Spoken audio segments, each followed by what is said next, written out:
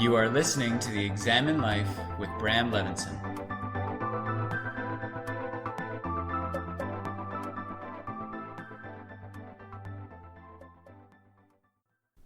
So welcome back. Welcome back to the podcast. I'm extending that welcome to you as well to myself. I'm redirecting it back to me. It's been a bit of time since I have found myself sitting in the closet with a microphone in front of me. Largely because I have been working on another project, working on a book. And to be honest, there was a massive part of me that did not want to even begin the process of writing another book, because if you know what writing a book is like, then you know that once the book is done, ready to go to be published, you realize that with all the work that you've done and with all of the time and with all of the energy and the inspiration and the editing, oh my God, that editing is so horrific. Once it's published, then the real work begins, because then you have to go out and do the footwork and sell it and promote it, and honestly, it can be very discouraging. And so, even though over the past couple of years I had started a few books, I quickly got discouraged and dissuaded and just stopped. And then a couple of weeks ago, the inspiration hit me, and it hit me hard. And so I have been working on that, and I've also been, working in post-deconfinement, which means that everything kicks back up again. The economy kicks back up again. And so all of a sudden I'm working a lot more, and partially because things from before the confinement kicked back in, and then there were aspects of my business that sort of manifested because of the COVID situation. So all in all, it's a very interesting moment in time, and it has been a while since I have sat here in front of the microphone. It actually feels fantastic to be back. So there you are. There's one sign that I'm doing the right thing. So I have been keeping a list of topics that I wanted to speak about for the podcast when eventually I would get back behind the microphone. And to be honest, I wasn't planning on getting back behind the microphone for at least another week or two. And then one of you reached out to me with a very simple question through social media.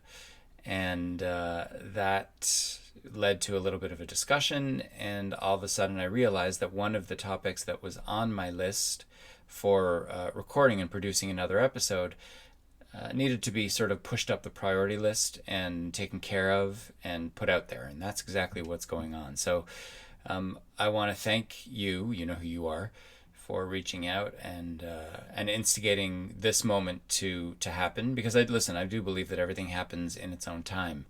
And, you reaching out was just a bit of a sign for me to get this done quicker, probably because it's more than just you that needs to hear these words right now. But the fact that I know you're listening to them is amazing. And any of you that gets any, help or benefit or anything that sort of makes your equation a little bit more pleasant or comfortable or educated from these episodes, then I'm doing what I'm supposed to do, right? I want to talk to you about attachment and non-attachment. Last weekend, I was teaching a group of people to teach yoga, and gave them a little taste of meditation as well. And as I do whenever I am teaching people to teach yoga, I speak or lecture about the concept of attachment. This is a concept that comes up in Hinduism, specifically in the Yoga Sutras of Patanjali. This is, the word attachment typically is used in Hinduism, whereas identification is something that is used in Buddhism. But they both mean the same thing. And Hinduism, specifically the Sutras of Patanjali, define attachment as identification with that which follows pleasurable experiences. So again, attachment is identifying, or it's that which follows identification with pleasurable experiences. So attachment is essentially what happens when we identify with things going well. When things going well, you know, we experience pleasure and we crave to repeat that pleasure. And so instead of letting life just occur as it typically does when initially that pleasure lands, we then seek to repeat the situation. And the difference between the two scenarios is in one scenario, life is happening.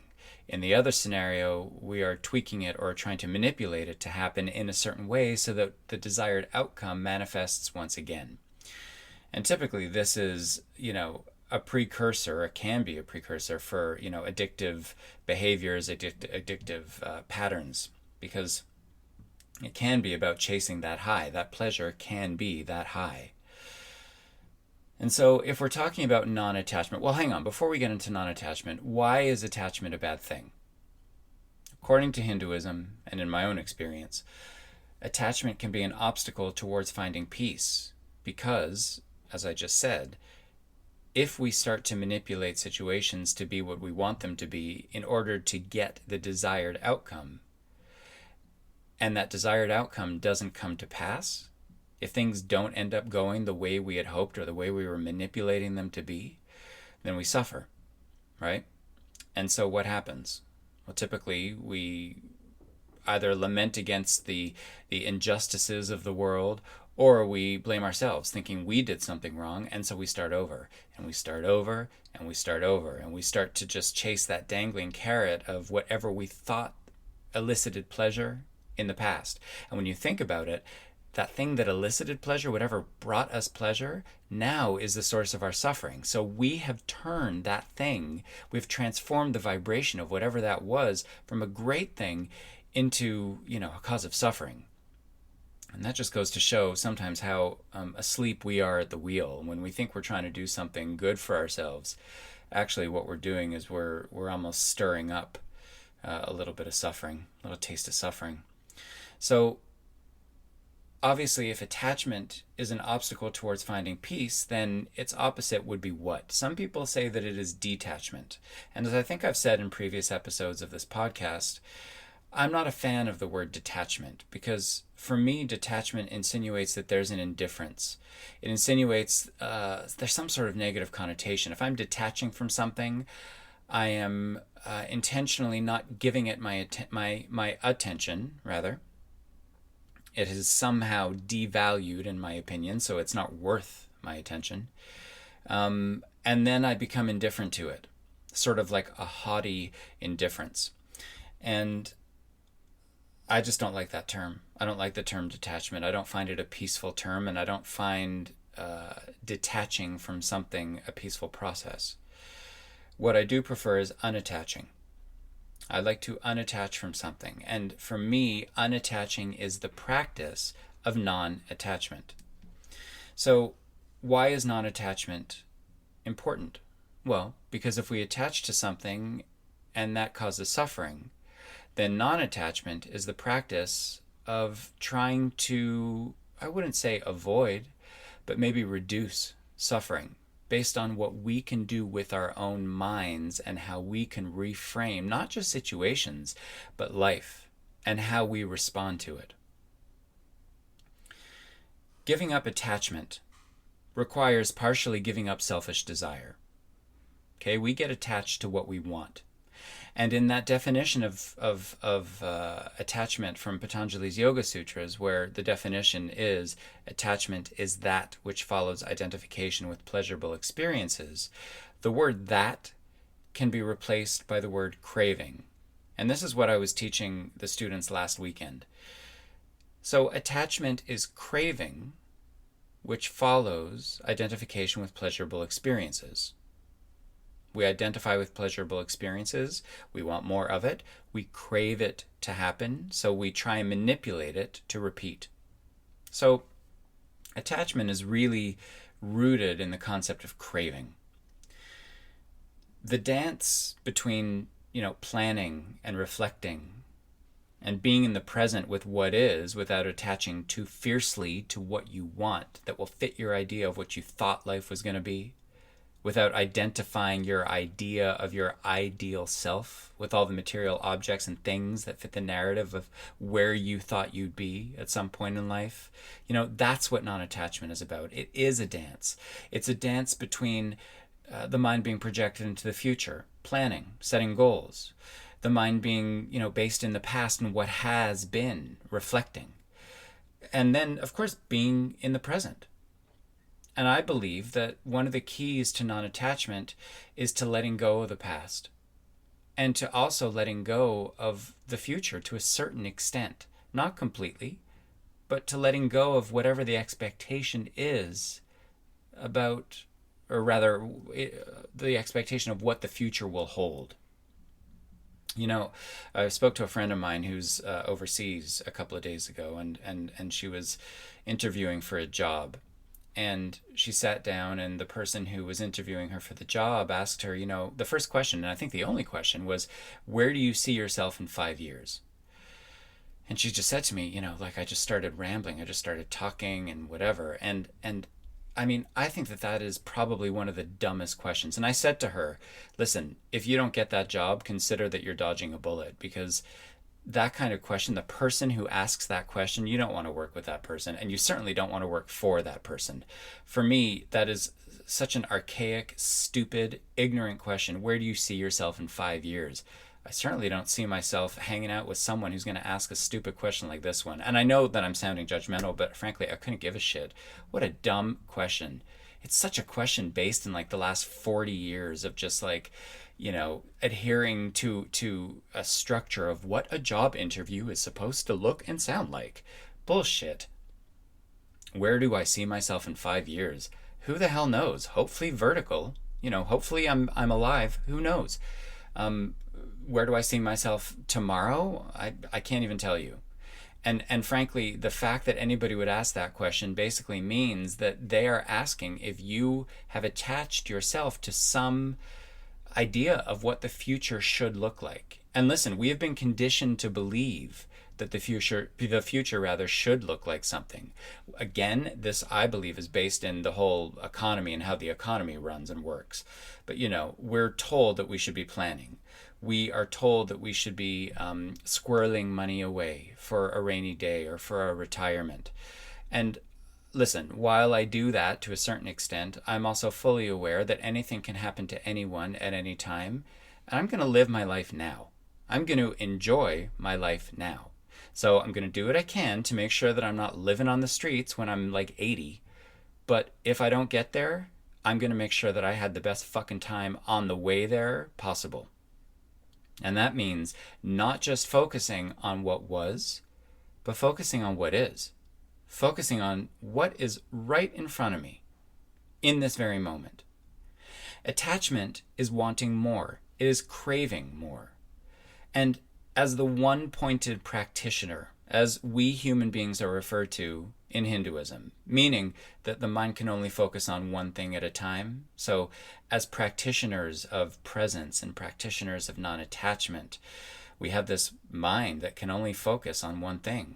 So as the one-pointed practitioner, wanting more ultimately distracts and deflects us from the blessings that are staring us right in the face, the ones that are staring you right in the face when you look in the mirror, when you look at your people, when you look at your immediate environment. Now, I want to be really clear that non-attachment isn't about being indifferent or ignorant to what needs to be responded to. Quite the contrary. People might believe that, being not attached to something means I don't have to get involved. It means that I can sit back and just let life happen and someone else will take care of what needs to get taken care of. That could not be further from the truth. So I want to be really clear here. Attachment is based in selfish desire. We attach to ideas of what we want. And sometimes those selfish desires are for us alone, sometimes they are for the collective, but ultimately they are desires that have to do with us and our expectations and what we want to happen. And I want to be really clear that non-attachment, again, is not about being indifferent or ignorant to what needs to be responded to. Quite the contrary. One who practices non-attachment is one who is fully aware of what selfish desires pull one's attention away from non-selfish desires, the ones that benefit the collective, and not just the individual's thirsts that demand to be quenched. One who practices non-attachment doesn't practice not being connected to people or causes. Rather, one who aligns with this practice does not get attached to the idea that he or she has about what the fruit of his or her actions is, what the end result needs to look like, or how his or her partner or friends or world or even self needs to look or act like. So what I'm trying to say is it's not about not necessarily connecting to someone or to something like a cause or an idea, but it's about not getting so caught up in what it has to look like. Everyone, I believe, should fight the good fight. And everyone should choose their battles and then go to fight those battles. But if you believe that you are going to get a specific thing from that battle, that is all of a sudden where attachment is going to fail you. And it is from there that suffering ensues. Non-attachment is letting go. It's letting go of whatever storyline or life script you were trying to write for yourself so that the one that was written for you long ago can unfold. Fight it and suffer. Let go of trying to control it and realize, I believe, what true awakening really is. Of course we have to make decisions, right, concerning the day-to-day issues and concerns. We have to live these lives within the context of the structure that the life exists within, human creations, human constructs.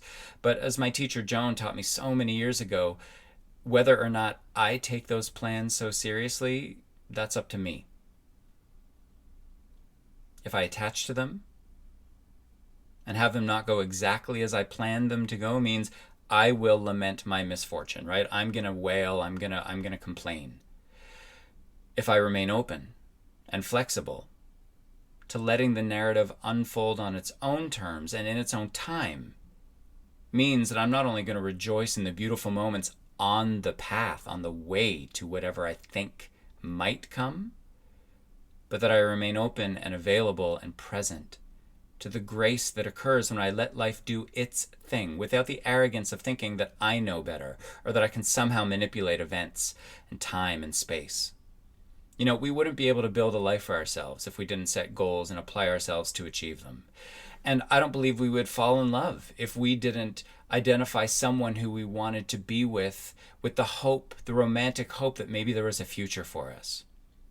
But as I've said countless times before, the only thing that we can really count on in this experience of life is that everything is changing. Even from the last word I spoke to this one. The body ages, the earth spins, beings appear on earth and others disappear. To fixate on an idea, to fixate on something and to cling to it for dear life means that we end up missing dear life. Because we've attached to an idea of it that will always pale in comparison to what it really is. And as I've learned so many times in so many instances, the second I try to manipulate something to be what I think it should be, I fuck it up every single time. I learned this so long ago that I've really stopped trying. I have learned that for me the process is set up the foundation of something and then let it build itself. I've done this with friendships, I've done this with relationships, and what it requires is a certain maturity. It requires a maturity to not only stay present to witness that construction, that almost auto-construction once the foundation has been set, but it also requires a maturity to let go. To let go when that construction either stops and what I thought was going to be a beautiful thing proves to be nothing. But it also requires me to let go when I believe that, it's not fun anymore. It's not good anymore. The integrity of whatever I thought it was going to be has been compromised. And I have to be real and awake and mature enough to say, this is not mine. And I need to be mature enough to curb the emotional attachment I may have had to how things may have gone, and be very pragmatic about, you know what, this is what's going on. This is. And so I move on. And I move on to the next situation, the next scenario, the next opportunity where I can build a foundation. And then once again, see how things go. You know, I believe that the best friendships and the best relationships are the ones in which all parties agree, you know what, this is really great. This is fantastic. And I'm not saying that I'm not going to work when things get a little bit difficult, but as mature human beings, as adults, so to speak, let's be real about when things aren't great. And if we can't fix that not greatness, then let's agree to part ways, because I think that everyone deserves greatness. I think everyone deserves to enjoy their life. I think everyone deserves to find moments of blinding beauty. And that doesn't happen from beating a dead horse, for lack of a better term. You want to know when we truly understand what it means to let go of the ties that bind us to ideas of how life should be, about how other people should be? Very often when life takes a turn for the worse, when things go horribly awry, when all of our efforts and manipulation and tweaking and twisting have all been futile, and we understand what suffering feels like. And when this occurs, we stop taking the blessings we have for granted through the focused attention onto what we didn't have, and we start to appreciate all the beauty, all the grace, all that makes your narrative right now, today, what it is. My narrative, our narratives. With all the flaws and all the hurt and the adversity and frustrations and yeah buts and what ifs, it's about loving this and loving what could be without hating it when it doesn't end up as hoped or expected. I think the most important thing when it comes to anything, really, I think this applies to all the subjects I could be talking to you about. There's a part of me that really believes that ultimately at the end of it all, it doesn't matter. None of it matters. You know, if you project being at the end of life, I don't think you or anyone wants to look back on life and see that you fought over irrelevant details. Who won? Who lost? What did I get in this divorce? What did they get? You know, how did I make that person see that I was right? Who won? It's not about that. I think because at the end of it all of this is ephemeral. It's blown away in the winds of time and change. So I think it's really vital that if, you know, we're going to do this work, let's do this work of intention and non-attachment. Let's make this matter.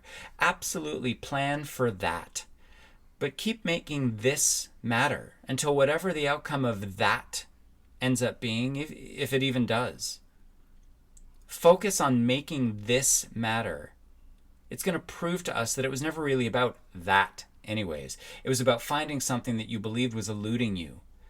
And I believe that what we think we want from those moments and those things we can buy and those people and those relationships and the cars and the homes and the trips, I think what we think we're going to get from it is actually what exists in this very second, in this heartbeat, in this word.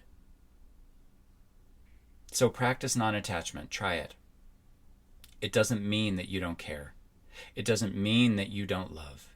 It doesn't mean that you don't value the people in your life or the things that you have, and it doesn't mean that you have to stop planning or making goals.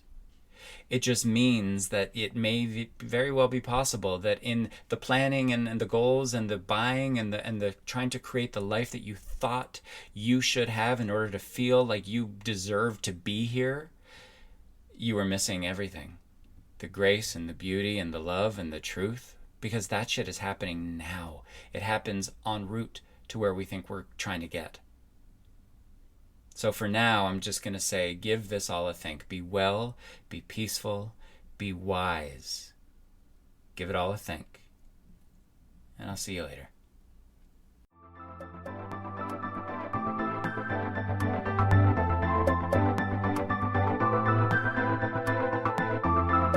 This has been the Examine Life with Bram Levinson.